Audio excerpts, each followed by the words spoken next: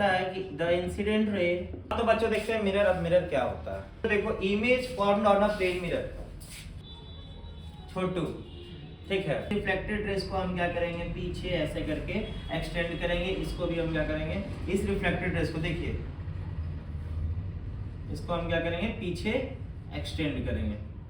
तो यहां पर जहां पर रिफ्लेक्टेड रेस मीट करेंगे वहां पर हमारा क्या बनेगा, इमेज बनेगा। देखो छोटू तैयार। तो हेलो बच्चों, कैसे हो तुम लोग। तो आज का टॉपिक है हमारा लाइट। तो चलिए आज हम लाइट को देखते हैं कि लाइट क्या है। तो लाइट में ना हम दो चीज पढ़ने वाले हैं। क्या क्या देखने वाले हैं, तो एक हम देखेंगे रिफ्लेक्शन, एक हम देखेंगे रिफ्लेक्शन, और दूसरा क्या देखने वाले हैं, रिफ्रैक्शन। रिफ्लेक्शन को पढ़ेंगे कि रिफ्लेक्शन है क्या। तो रिफ्लेक्शन क्या है भाई, तो किसी भी सरफेस पे, जैसे मान लीजिए ये है हमारा प्लेन मिरर, ठीक, और इस सरफेस पे ये लाइट फॉल किया और ये लाइट यहाँ से टकरा करके इधर आ गया, मतलब लाइट हमारा बाउंस बैक कर गया उसी सेम मीडियम में। तो इसको हम क्या कहेंगे, रिफ्लेक्शन। मतलब the bouncing back of light at a surface is known as reflection of light. तो ये हुआ रिफ्लेक्शन। थोड़ा सा रिफ्रैक्शन भी देख लेते हैं कि रिफ्रैक्शन क्या है। इसमें ना, इसमें लाइट एक ही मीडियम में ट्रेवल कर रहा होता है, लेकिन रिफ्रैक्शन में क्या होता है कि दो मीडियम में लाइट ट्रेवल करेगा। जैसे मान लीजिए ये एयर और ये वाटर। अब भाई लाइट जो है हमारा एयर से आ रहा है, ठीक, लाइट जो हमारा एयर से आ रहा है और किस में जा रहा है, वाटर में। तो लाइट जब हमारा एयर से वाटर में जाएगा ना, तो लाइट ना बच्चों हमारा ऐसे बेंड कर जाएगा। ऐसा लाइट को कैसे जाना चाहिए था, हमने पढ़ा था कि light always travels in a straight path, लेकिन लाइट जो स्ट्रेट नहीं जाता है। लाइट जब एक मीडियम से दूसरे मीडियम में आता है तो लाइट हमारा बेंड कर जाता है, और इसे हम क्या कहते हैं, रिफ्रैक्शन ऑफ लाइट। तो रिफ्रैक्शन तो बाद में देखेंगे, पहले हम लोग रिफ्लेक्शन को क्या करते हैं, देख लेते हैं। तो रिफ्लेक्शन को हटा दिया जाए और हमारा टॉपिक है अभी रिफ्लेक्शन। रिफ्लेक्शन का मैंने मतलब क्या बताया, the bouncing back of light at a surface is known as reflection of light. अब देखो जो लाइट फॉल कर रहा है ना मिरर पर, ये जो लाइट फॉल कर रहा है इसे हम कहते हैं इंसिडेंट रे, और जो लाइट यहां से बाउंस बैक कर रहा है, टकरा के वापस आ रहा है, इसको हम क्या कहेंगे, रिफ्लेक्टेड रे, ठीक। और हम ना बच्चों यहां से एक परपेंडिकुलर लाइन ड्रॉ कर रहे हैं,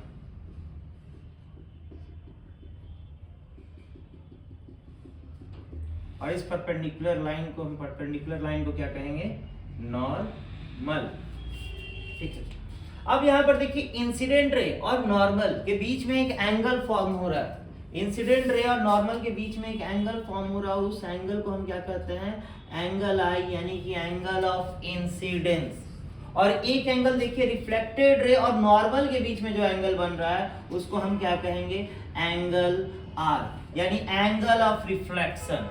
हम लिख भी देते हैं इसको, क्या कहेंगे, एंगल आई को एंगल ऑफ इंसिडेंस, और इसको क्या कहेंगे, angle of reflection.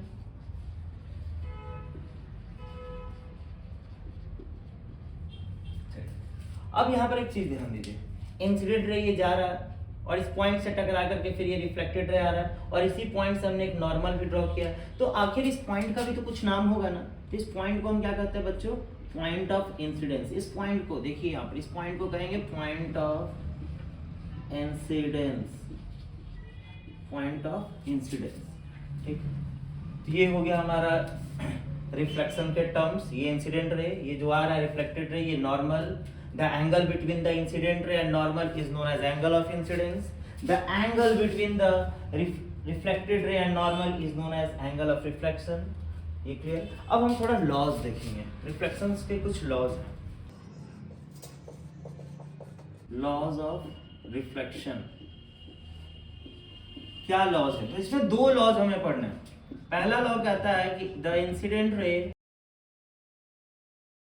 Reflected ray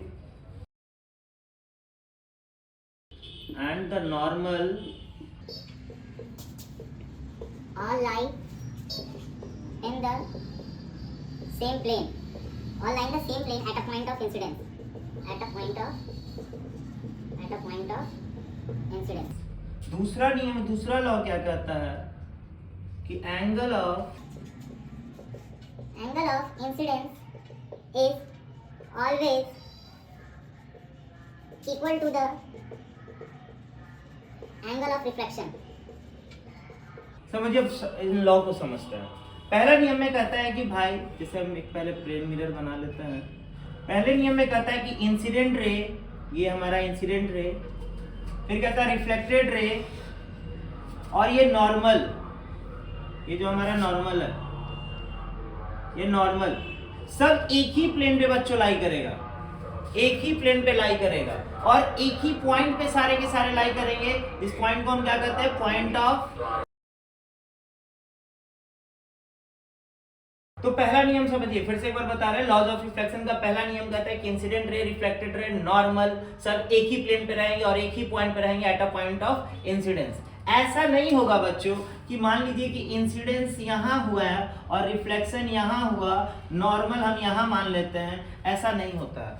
हम नियम हमेशा क्या होगा कि incident ray, reflected ray, normal हमेशा एक ही प्लेन पे लाई करेंगे और एक ही पॉइंट पे लाई करेंगे। तो ये होगा हमारा पहला लॉ। दूसरे नियम में क्या कहता है? दूसरे में कहता है कि एंगल ऑफ इंसिडेंस, यानी एंगल ऑफ इंसिडेंस जो हमारा ये हमारा एंगल ऑफ इंसिडेंस हमेशा किसके इक्वल रहेगा? एंगल ऑफ रिफ्लेक्शन के। मतलब हमेशा आपका क्या रहेगा? एंगल आई और एंगल आर आपका क्या रहेगा? इक्वल रहेगा दूसरे नियम में। तो बच्चों देखते हैं मिरर। अब मिरर क्या होता है? तो मिरर क्या है बच्चों? तो mirror is a polished surface which reflects almost all the light incident on it। तो मिरर क्या है? एक पॉलिश सरफेस है, उस पे सारे इंसिडेंट लाइट क्या हो जाते हैं? रिफ्लेक्ट कर जाते हैं। अब ये मिरर जो है ना बच्चों, ये दो टाइप का हम पढ़ेंगे, ठीक। एक हमारा होगा प्लेन मिरर और दूसरा बच्चों पढ़ेंगे हम spherical mirror. Spherical mirror, plane mirror क्या है बच्चों? जो तुम लोग देख करके आए होगे, अभी तुम लोग देखे ही होगे, हमेशा देखते होगे। तो ये हमारा क्या हो गया? Plane mirror. और ये हमारा क्या हो गया? Spherical mirror. एक ये हॉलो स्फीयर है, ठीक है। ये क्या है? Hollow sphere. इसको हम क्या कहेंगे? Spherical mirror. और इस स्फेरिकल मिरर को हम क्या कर देंगे ना, इसको दो पार्ट में ऐसे हम डिवाइड कर देंगे। याद रखना ये एक हॉलो स्फीयर है, तो एक पार्ट बच्चों ऐसा हो जाएगा और एक पार्ट बच्चों क्या हो जाएगा? ऐसा, ठीक। और मिरर है तो इसको तो हमें पॉलिश करना पड़ेगा। तो अगर हम इसे बाहर से पॉलिश कर दे रहे हैं बच्चों, बाहर तरफ से, तो इस मिरर को अब हम क्या कहेंगे?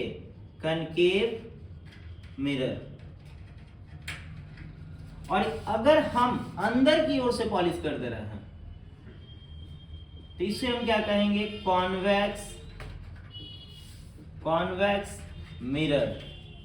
अब यहां ध्यान से फिर से देखिए, मिरर यहां पर mirror are of two types, plane mirror, second spherical mirror. Spherical mirror को हमने दो पार्ट में क्लासिफाई किया, एक कनकेव मिरर और एक कन्वेक्स। कनकेव मिरर क्या था? The spherical mirror in which outward surface is polished, inward surface is reflecting surface is known as concave mirror. और कॉन्वेक्स क्या था? The spherical mirror in which inward surface is polished. इसमें क्या रहेगा? Inward surface polish रहेगा। तो ऐसे mirror को हम क्या कहेंगे? कॉन्वेक्स मिरर, ठीक। तो देखो, image formed on a plane mirror.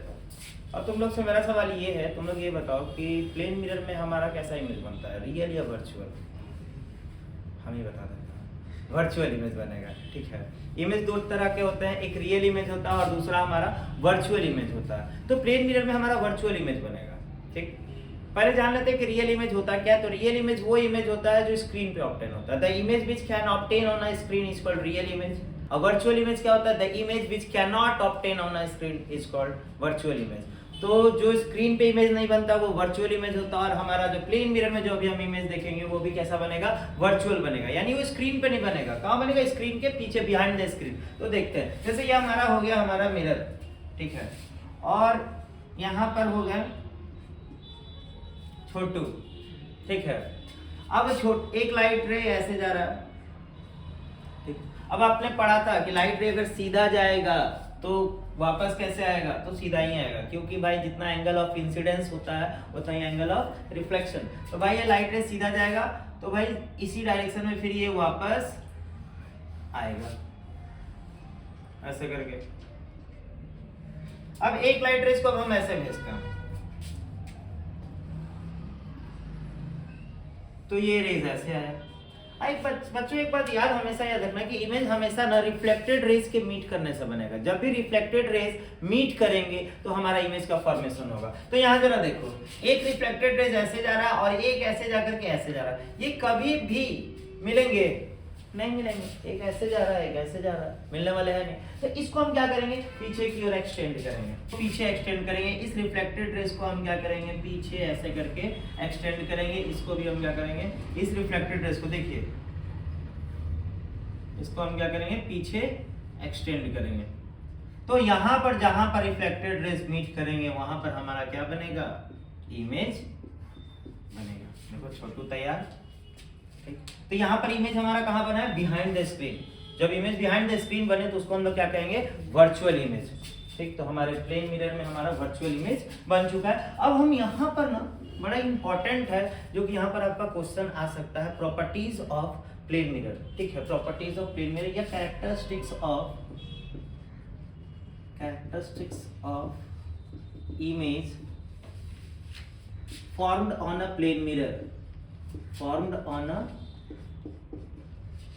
a plane mirror। तो कुछ प्रॉपर्टी हम देखेंगे प्लेन मिरर का। ठीक है, क्या क्या वो प्रॉपर्टी है, जरा उन प्रॉपर्टी को देखा जाए तो पहला प्रॉपर्टी है कि virtual and erect image is formed, virtual and erect image is formed। इसका मतलब क्या है, पहले ये समझिए। वर्चुअल मतलब तो आप समझ गए कि वो इमेज जो स्क्रीन के पीछे बनता है, तो प्लेन मिरर में कैसा इमेज बनेगा, वर्चुअल। एरेक्ट का मतलब क्या होता है, तो सीधा बनता है।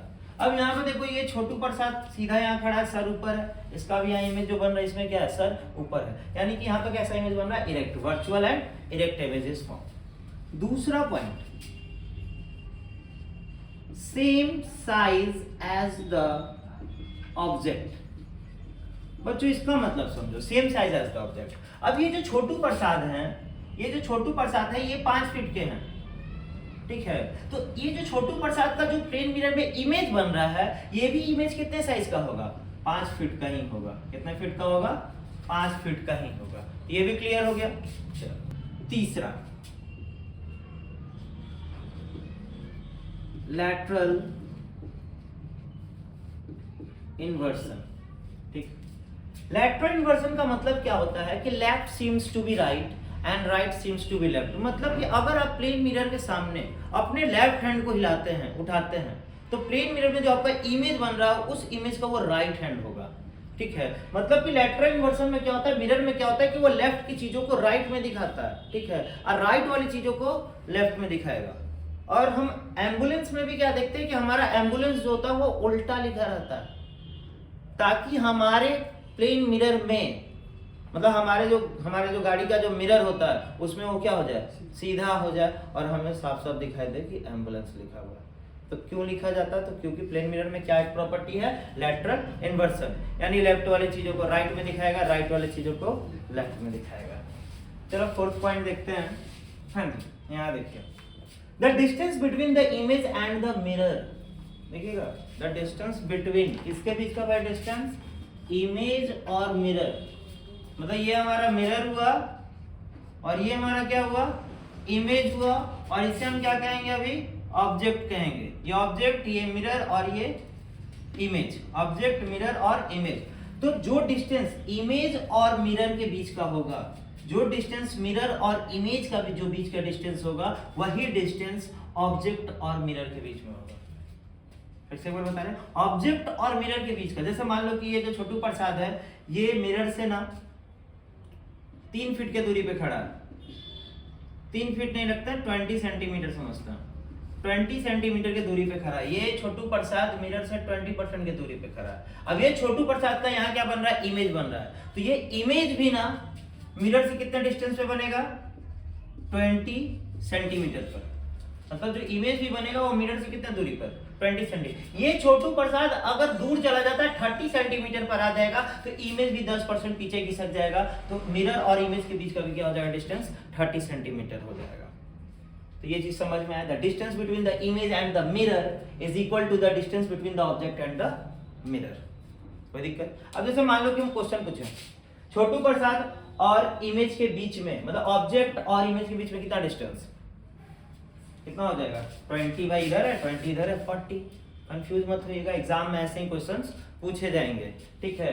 आपसे पूछ देगा कि हाँ मिरर और इमेज के बीच का डिस्टेंस बताइए, तो आप देख लेंगे कि ऑब्जेक्ट और मिरर के बीच का डिस्टेंस क्या है, वही डिस्टेंस क्या होगा मिरर और इमेज के बीच का। क्वेश्चन घुमा के ऐसे पूछेगा, बताइए कि कहेगा क्वेश्चन में ना कि ऑब्जेक्ट और मिरर के बीच का डिस्टेंस जो है ना वो 10 है, ऑब्जेक्ट और मिरर के बीच का डिस्टेंस 10 है, तो बताइए ऑब्जेक्ट और इमेज के बीच का डिस्टेंस क्या होगा?